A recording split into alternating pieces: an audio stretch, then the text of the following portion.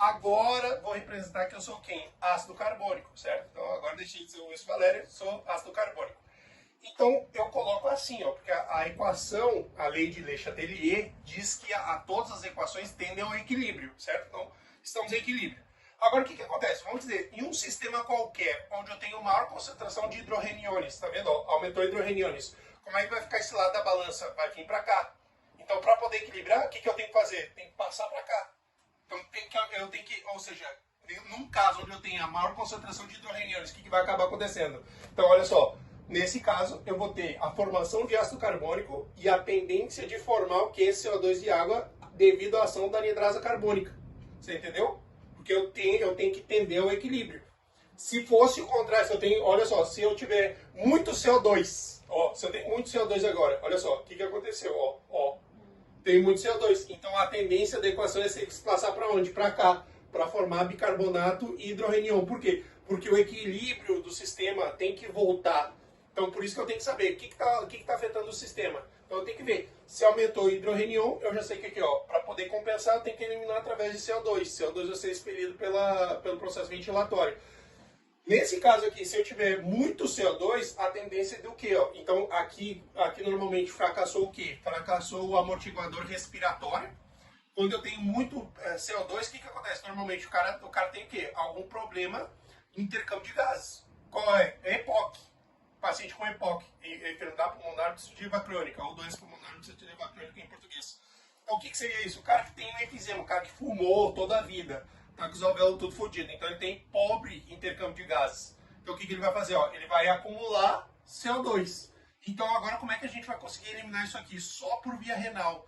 Esse excesso de hidrogênions que está sendo formado aqui, eu tenho como eliminar via renal. Você entendeu? Que eu vou excretar.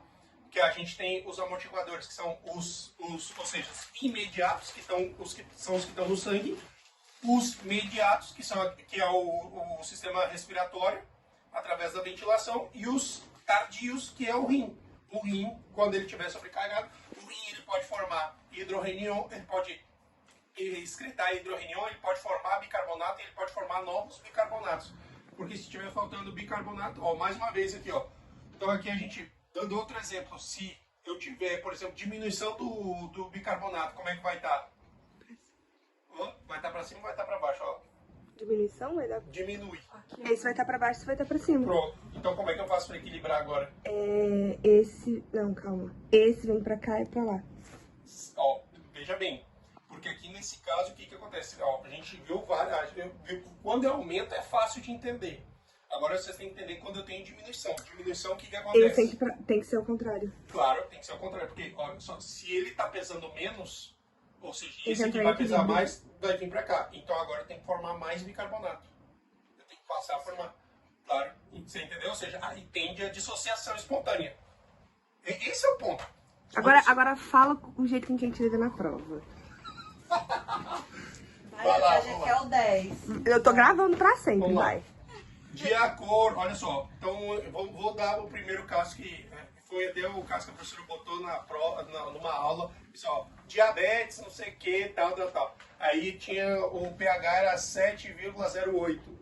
Eu decorei até o problema. Diabetes tá com 7,08.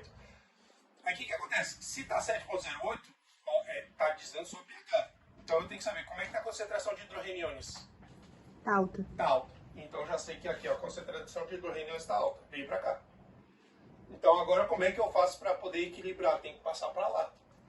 Então, vamos lá. Então, de acordo com a equação pré-estabelecida, bicarbonato mais hidrogênio vai formar ácido carbônico. O ácido carbônico ele vai sofrer a ação da anidrasa carbônica, que vai acabar formando água e dióxido de carbono através da ação da anidrasa carbônica e para atender a equilibrar o sistema.